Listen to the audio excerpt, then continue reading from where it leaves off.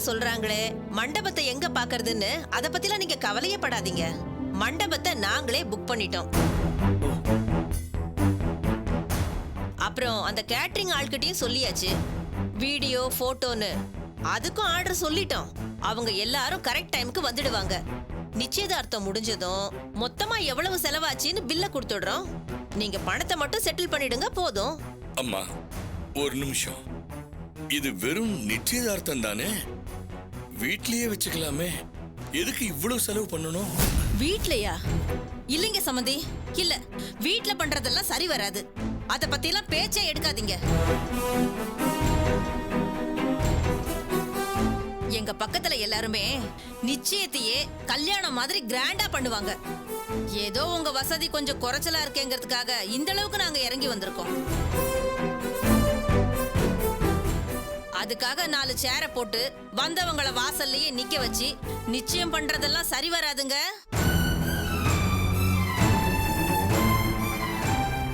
என்ன சம்பந்தியம்மா பேசாம நிக்கிறீங்க?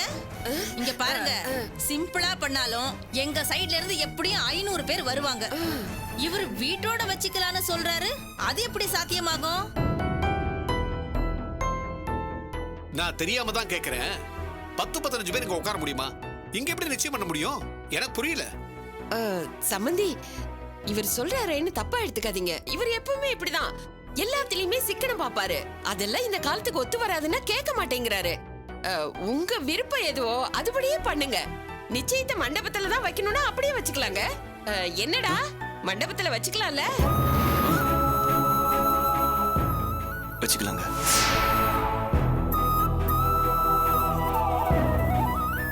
அப்புறம் என்னங்க, ஜோசியர் சொன்னார்ல, அதாங்க பரிகாரம் பண்றத பத்தி, அதையும் இப்பவே பேசிடுங்களேன்.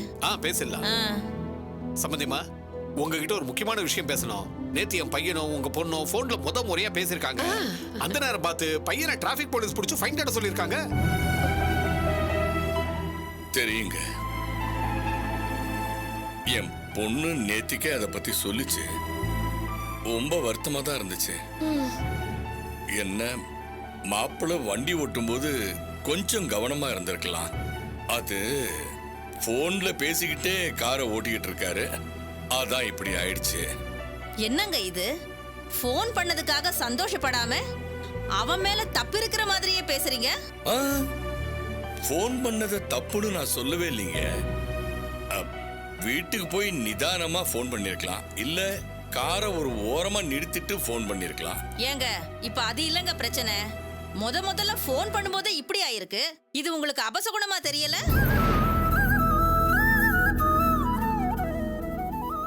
விஷயத்தை கேள்விப்பட்ட உடனே நாங்க பதறி போயிட்டோம்.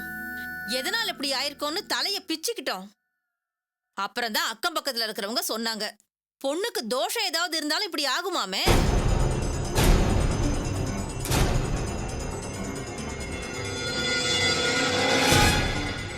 அதுக்காக பயப்பட வேண்டிய அவசியம் இல்லைங்க. இதுக்கெல்லாம் பரிகாரம் இருக்கு, அத பண்ணிட்டா போதுமா. என்ன சொல்றீங்க?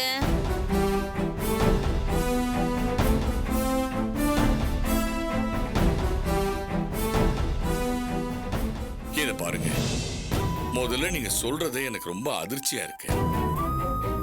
வாட்டி மாப்பிள்ள போன் பண்ணாரு, போலீஸ் ஃபைன் பண்ணிட்டாங்க. அத நினைச்சா எனக்கு வருத்தமா தான் இருக்கு. அதுக்காக என் பொண்ணுக்கு தோஷம் இருக்குன்னு சொல்றீங்களே, அத எப்படிங்க ஏத்துக்கிறது? தோஷம் இல்லைன்னு எதை வச்சு சொல்றீங்க? இருக்கலாங்க. ஏங்க, அது இருக்கோ இல்லையோ, ஜோசியர் என்ன சொன்னாரு கேட்டீங்கல்ல? இதெல்லாம் நாம அலட்சியப்படுத்தவே கூடாது.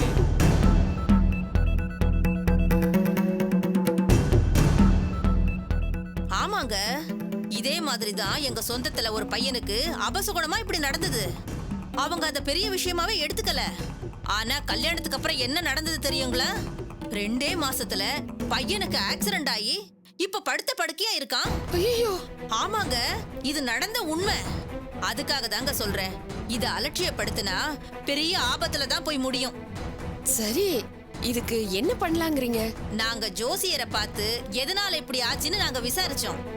இது பெரிய கண்டம் வர்றதுக்கு அறிகுறியா? பிற்காலத்துல பேராபத்து வர்றதுக்கும் வாய்ப்பு இருக்கான். அதனால உடனே சரி பண்ணிடணும்னு சொன்னாரு. ஆமாமா, ஜோசியர் போய் சொல்லுவாரா? வரப்போற ஆபத்துல இருந்து தப்பிக்கணும்னா உடனே பரிகாரத்தை பண்ணி ஆகணும். பரிகாரம் என்னன்னு சொன்னீங்கன்னா? பெருசா ஒண்ணும் இல்லங்க. திருத்தணி கோவிலுக்கு போய் ஹோமம் மாதிரி ஏதோ ஒண்ணு பண்ணி அங்க மாலையும் பிரசாதமும் கொடுப்பாங்களாம். அத வீட்டுக்கு கொண்டு வந்து பூஜை அறையில வச்சா போதும்னு சொன்னாரு.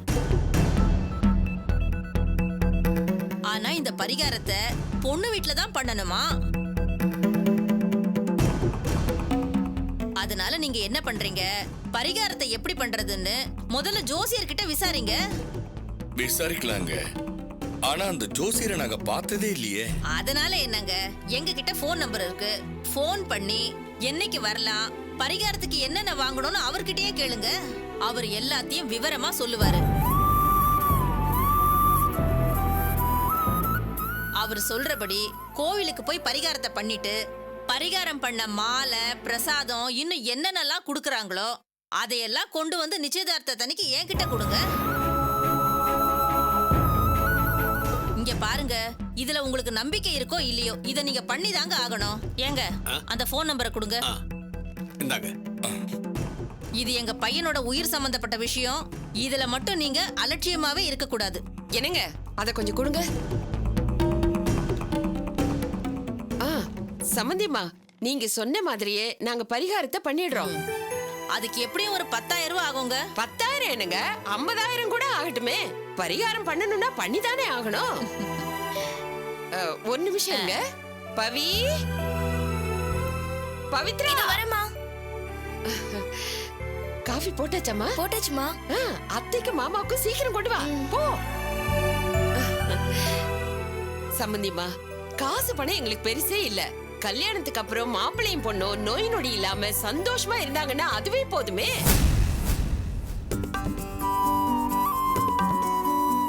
குடுமா, எடுத்துக்கோங்க. ஏமா நில்லு. என்னம்மா இது, தலையை இப்படி விரிச்சு போட்டு வச்சிருக்க? இல்லத்த, நான் வீட்ல இருக்கும்போது லூசர் தான் விடுறது. அடக்கடவுளே, வீட்ல இருந்தாலும் இப்படியா தலையை விரிச்சு போட்டு வச்சிருக்கிறது? பொம்பளை பிள்ளைனா தலைய நல்லா படிய வாரி பூ வச்சுக்க வேண்டாம்? இப்படி எல்லாம் இருந்தா வீட்டுக்கே ஆகாதேம்மா.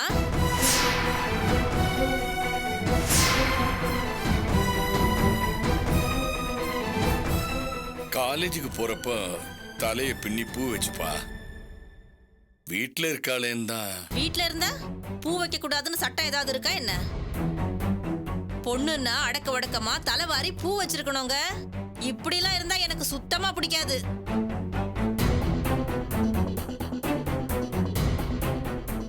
உங்க பொண்ணுக்கு எல்லா விஷயத்தையும் சொல்லி கொடுத்திருப்பீங்க. எல்லா விஷயத்திலயும் கரெக்டா இருப்பான்னு நினைச்சோம். ஆனா நிறைய மாத்த வேண்டியது இருக்குதே. சேச்சே, அப்படிலாம் ஒண்ணு இல்லைங்க. என் பொண்ணு கற்பூர மாதிரி இப்படிதான் இருக்கணும்னு நீங்க ஒரு விஷயத்த சொன்னீங்கன்னா டக்குன்னு புரிஞ்சுப்பா. புரிஞ்சு நடந்துக்கணுங்க. பணத்தை கூட நாங்க பெருசா நினைக்கிறது இல்ல. ஆனா வர்ற மருமக பதுசா வீட்டுக்கு ஏத்த மாதிரி நடந்துக்கணும். சரிங்க. முதல்ல போய் தலை பின்னி பூ வைமா. இனிமே இந்த மாதிரி எல்லாம் இருக்க கூடாது. என்ன?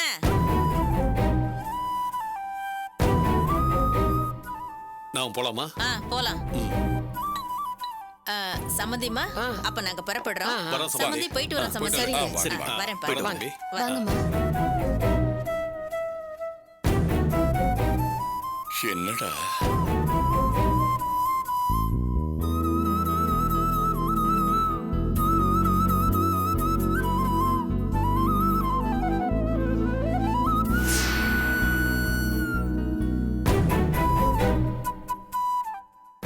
சரிங்க, போயிட்டு வாங்க.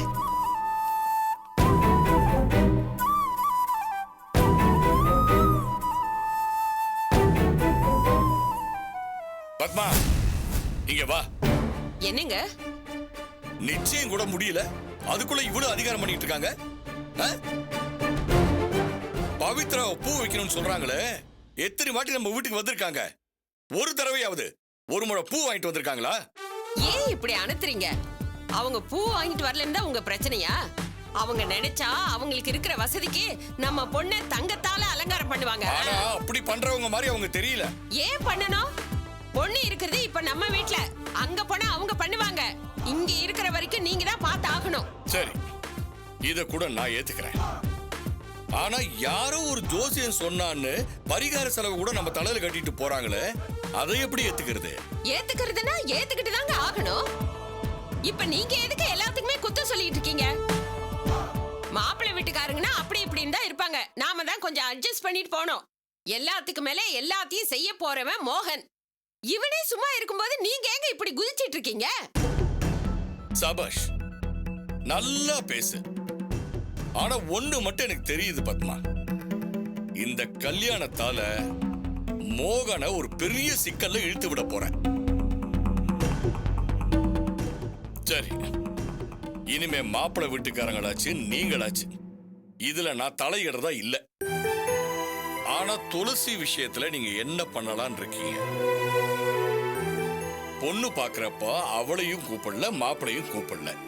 இப்ப நிச்சயதார்த்தம் நடக்க போகுது. இப்போவாவது கூப்பிடுவீங்களா இல்லையா? கண்டிப்பா கூப்பிட முடியாதுப்பா. நான் அப்பவே சொல்லிருக்கேன், இந்த வீட்ல எந்த நல்லது கெட்டது நடந்தாலும் சரி அவங்க இங்க வரக்கூடாதுன்னு. டேய், துளசி உனக்கு அக்காடா. அன்னைக்கு ஏதோ கோபத்துல பேசுறேன்னு நினைச்சேன், இப்போ அதையே சொல்ற. இவன் என்னங்க பண்ணுவான்? இந்த அளவுக்கு பேசுறானா அவங்க அந்த அளவுக்கு இவனை அசிங்கப்படுத்தி இருக்காங்க. எப்ப கேட்டாலும் இவன் இததான் சொல்லுவான். உங்க பொண்ணு மாப்பிள்ளைய கூப்பிடணும்னு சொல்றீங்கல்ல, ரொம்ப சந்தோஷம். ஆனா உங்க அருமை மாப்பிள்ளை இங்க வந்து எந்த வம்பு பண்ண மாட்டான்னு நீங்க உத்தரவாதம் கொடுப்பீங்களா? வீட்ல விசேஷத்தை வச்சுக்கிட்டு யாராவது 7:30 சனியனை கூட்டு வந்து நடு வீட்ல உட்கார வைப்பாங்களா? ஆனா நான் உட்கார வைக்கிறேங்க. அவங்கள நான் கண்டிப்பா கூப்பிடுறேன். இது அவங்க மேல இருக்கிற மரியாதைக்காக இல்ல. மூத்தவளை ஏன் கூப்பிடலன்னு மாப்பிள்ளை வீட்ல இருந்து யாரும் கேட்ற கூடாது, அதுக்காகத்தான். ஆனா ஒண்ணே ஒண்ணு, உங்க மாப்பிள்ளையும் பொண்ணு வந்தமா விருந்து சாப்பிட்டமா போனமான்னு இருக்கணும். அப்படி இருப்பாங்கன்னா நான் கூப்பிடுறேன். என்ன இருப்பாங்கல்ல? நிச்சயமா இருப்பாங்க. ஏதோ இந்த அளவுக்காவது ஒத்துக்கிட்டியே, அதுக்கே உனக்கு பெரிய கும்பிடு.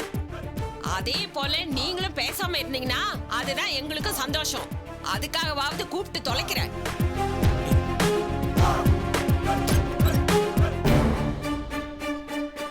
அம்மா, என்னம்மா இப்படி பண்ணிட்ட?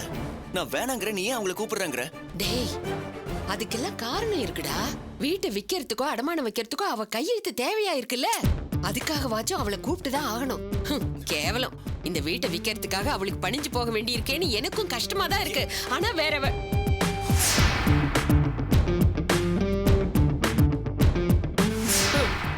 பாத்தியாடா, உன் பொண்டாட்டி நாம என்ன பேசுறோம்னு ஒட்டு கேட்க வந்திருக்கா. நாம பேசுனத அப்படியே அங்க கொண்டு போய் சொல்ல போறா. ஐயோ அத்தை, என்ன இப்படி சொல்லிட்டீங்க? நான் போய் இதெல்லாம் அங்க சொல்லுவேனா? ஏய், நீ சொன்னாலும் எனக்கு கவலை இல்லடி. பா, போய் சொல்லிக்கப்பா. வந்துட்டா.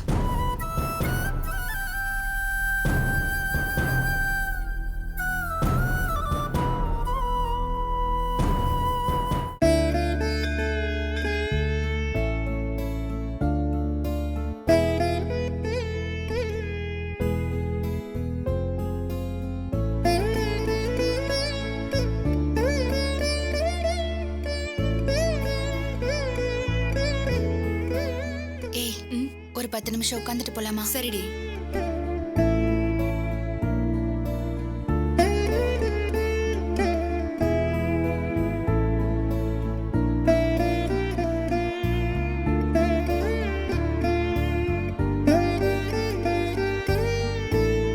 எத்தனை மணிக்கு ஆபீஸ்ல இருக்கணும்? ஃபர்ஸ்ட் டேங்கிறதுனால 10 மணிக்கு வர சொல்லியிருக்காங்க. இருந்தாலும் நம்ம கொஞ்சம் சீக்கிரமாவே போகணும். 10 மணிக்கு வர சொல்லிட்டு நம்ம லேட்டா போனா நம்மள தப்பா நினைப்பாங்க. சரி, கொஞ்ச நேரத்துல கிளம்பிடலாம்.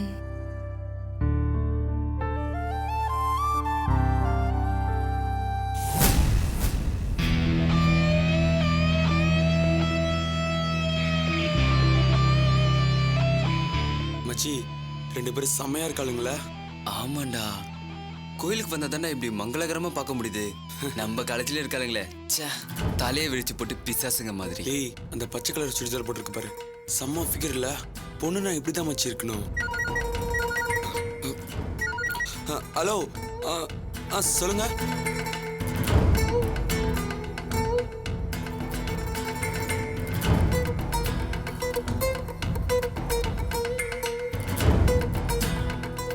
மச்சான் போயிடலாம்டா, முறைக்கிறாங்க.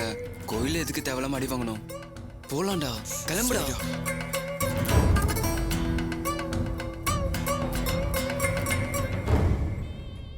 எப்படி கமெண்ட் அடிக்கிறானுங்க பாத்தியா?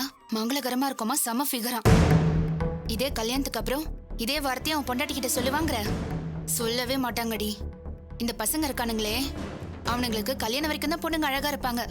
யாராவது ஒருத்தைய கல்யாணம் பண்ணிக்கிட்டாங்க, அதுக்கப்புறம் அவளை தவிர மத்த எல்லாருமே அழகா தான் இருப்பாங்க. ஆனா பொண்டாட்டி மட்டும் அசிங்கமா தெரியவா.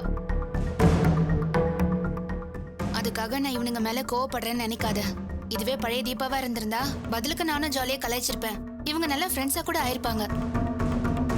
ஆனா அப்ப மாதிரி என்னால இப்ப இருக்க முடியலடி. கல்யாணத்துக்கு அப்புறம் எல்லாமே வெறுத்து போன மாதிரி ஆயிடுச்சுடி. இன்னும் நம்ம காலேஜ் கூட முடிக்கல, அதுக்குள்ள 80 வயசு ஆயிட்ட மாதிரி, ரொம்ப காலம் வாழ்ந்து அழுத்துட்ட மாதிரி சலிப்பா இருக்குடி. இந்த வயசுல நம்ம கல்யாணமே பண்ணிருக்க கூடாது. படிக்கிறப்பவே கல்யாணத்தை பண்ணி வச்சு இயல்பா நமக்கு வர வேண்டிய ஃபீலிங்ஸை கூட வரவிடாம பண்ணிட்டாங்க. இது ரொம்ப கொடுமைல்லடி. சொல்லி வச்ச மாதிரி உனக்கு, எனக்கு, கல்யாணிக்கு 3 பேருக்குமே இப்படி ஆயிடுச்சேடி. இதுன்னு சாபமா? நமக்கு மட்டும் ஏண்டி இப்படி எல்லாம் நடக்குது? உருப்படாத புருஷன், பிடிக்காத கல்யாணம், தினம் தினம் சண்டை சச்சரவு பிரச்சனைன்னு இதெல்லாம் நமக்கு தேவையாடி? கஷ்டமோ நஷ்டமோ, இத்தனை நாள் நம்ம பிறந்த வீட்டுல ஜாலியா தானே இருந்தோம். கடைசி வரைக்கும் அப்படியே இருந்திருந்தா கூட நல்லா இருந்திருக்கோண்டி. சுத்தி நடக்கிற எல்லா விஷயத்தையும் ஜாலியா ரசிச்சுக்கிட்டு கலாட்டா பண்ணி வாழ்க்கையோட ஒவ்வொரு நிமிஷத்தையும் சந்தோஷமா அனுபவிச்சிருக்கலாம். ஆனா கல்யாணம்னு ஒண்ணு நடந்துச்சு பாரு, அதை விட நரக வேதனை வேற எதுவுமே இல்லடி. பொண்ணை மதிக்க தெரியாத, பாசனா என்னன்னே புரியாத ஒருத்தனை கல்யாணம் பண்ணிக்கிறத விட காலம் புறா தனியாவே இருந்திருக்கலாம்டி. நமக்குன்னு ஒரு மனசு இருக்கு, நமக்குன்னு ஒரு வாழ்க்கை இருக்கு, நமக்குன்னு ஒரு ஆசையும் இருக்கு. அது எல்லாத்தையும் அவனுக்காக இழந்துட்டு செத்த போன மாதிரி வாழுறதெல்லாம் ஒரு வாழ்க்கையாடி? இந்த பொழப்பெல்லாம் நாய் கூட பொழைக்காது. தாலி கட்டிக்கிட்ட ஒரே காரணத்துக்காக எப்படி எல்லாம் குடும்பப்படுத்துறாங்க? எல்லாத்தையும் நம்ம சகிச்சுக்கிட்டு தானே இருக்கோம். ஆனா அப்ப கூட அவங்க விடுறதா இல்லையே, கொஞ்சம் கூட மனசாட்சியே இல்லாம. ஐயோ, நான் ஒரு லூசுடி. என் அளவுக்கோ கல்யாணி அளவுக்கோ உனக்கு பிரச்சனையே கிடையாது. உன்னையும் சேர்த்து வச்சு பேசுறேன் பாரு. உன் புருஷன் விஷயத்துல நீ நிஜமாவே கொடுத்து வச்சவடி. உனக்கு ஒரு நல்ல புருஷனும் சூப்பரான வாழ்க்கையும் அமைஞ்சிருக்கு. நீ பெருமைப்படுற அளவுக்கு எனக்கு ஒன்றும் சந்தோஷமான வாழ்க்கையெல்லாம் அமையல. உன் கஷ்டத்தை நீ வாய் விட்டு சொல்லிட்ட, நான் உள்ளுக்குள்ளேயே வச்சிட்டு இருக்கேன். நீ படுற வேதனையை நானும் அனுபவிச்சுட்டு இருக்கேன்டி. ஏய், என்னாச்சு? ஏன் இப்படி சொல்ற? எனக்கு அமைஞ்சது நல்ல புருஷன், நல்ல வாழ்க்கை நீங்க தான் சொல்லிட்டு இருக்கீங்க. ஆனா நிஜம் அது இல்லடி. இத்தனை நாள் நானும் உங்களை மாதிரி தான்டி அவரை பத்தி பெருமையா நினைச்சிட்டு இருந்தேன். பொண்டாட்டிய மதிக்க தெரிஞ்சவரு, அவளுக்காக அவ சந்தோஷத்துக்காக எல்லாத்தையும் விட்டு தருவாருன்னு நினைச்சிட்டு இருந்தேன். ஆனா அவரோட உண்மையான முகம் வேற மாதிரி இருக்குடி. அவர் கஷ்டப்பட்டு படிக்க வைக்கிறாருங்கிறது மட்டும்தானே உங்களுக்கு எல்லாம் தெரியும். காலையில வீட்டை விட்டு கிளம்புறப்போ அவர் என்ன சொன்னார் தெரியுமா? இன்டர்ன்ஷிப் பண்ணாதான் வேலை கிடைக்கும்னா, அப்படிப்பட்ட வேலை உனக்கு தேவையில்லை.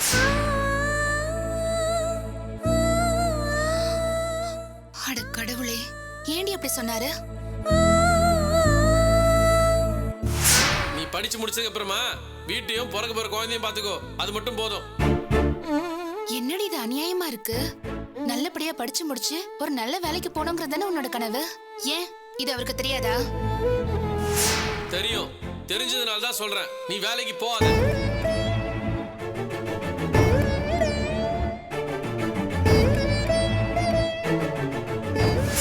உன் விஷயத்துல நானே தப்பு பண்ணிட்டேன். கல்யாணம் முடிஞ்சு வந்தப்பவே உனக்கு படிப்புல வேணா, சும்மா வீட்டுல உட்காந்து நான் சொல்லிருக்கணும்.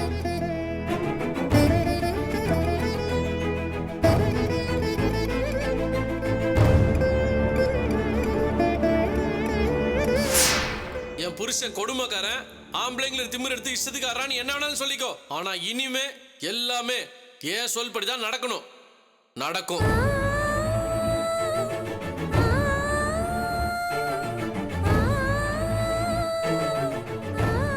என்னால நம்பவே முடியலடி.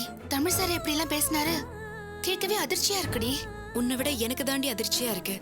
இத்தனை நாள் நான் பார்த்த முகம் வேற, இப்ப பாக்குற அவரோட முகமே வேற.